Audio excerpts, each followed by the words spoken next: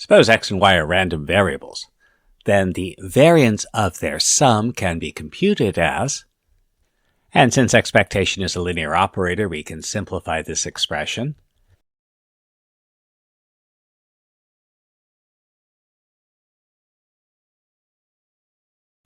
And that gives us the variance of x plus the variance of y plus some leftover terms.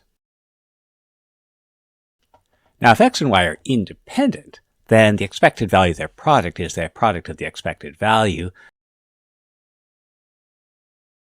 So these leftover terms will just be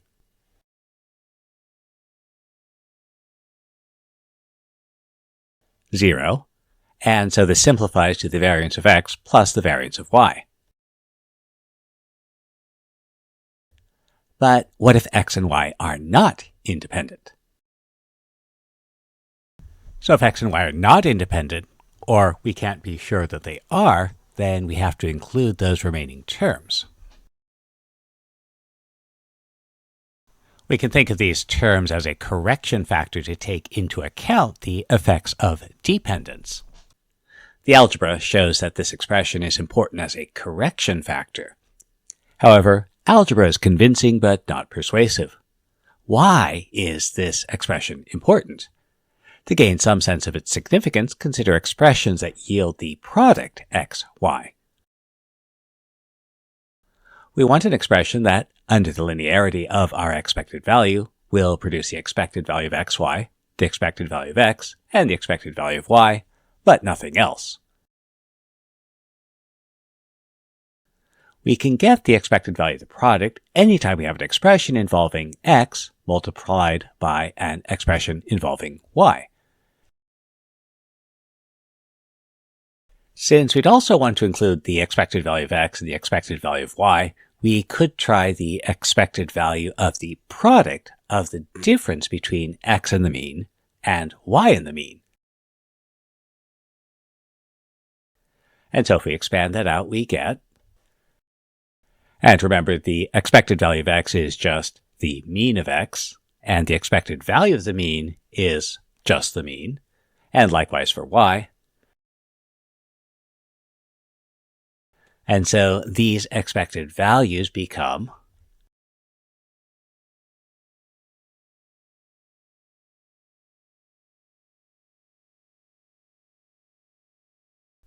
and so we can simplify to get, which is our correction factor. So intuitively, our correction factor is the expected value of the product of the deviations from the mean. And this motivates the following definition. Let x and y be random variables. The covariance is the expected value of that product. And we can think about the covariance as half the correction needed to make the variance of a sum the sum of the variances. But note that, as with computing the variance itself, we can use a computing formula. And just as a note for consistency, if x and y are the same random variable, this reduces to the covariance of x with itself, which is just the variance of x. So, suppose we have our probability distribution given by some table. We can find the covariance of x and y. So we need to find a bunch of expected values. So our marginal probability that x equals 1, 2, or 3 will be, and so our expected value of x will be,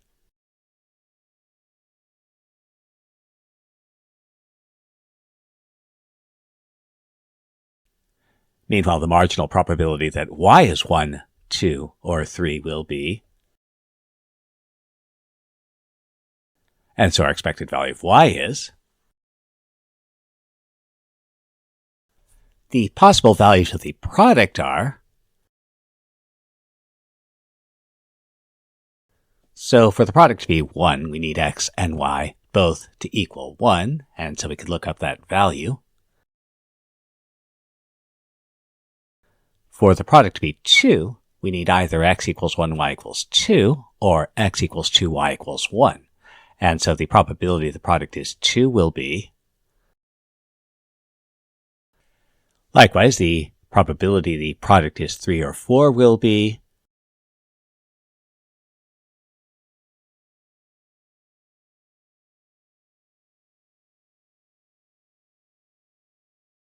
and the probability the product is 6 or 9 will be.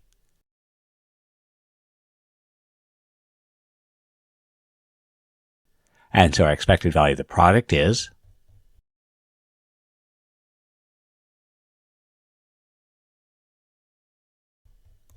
and so we can find the covariance of x and y. That's the expected value of the product minus the product of the expected values, which will be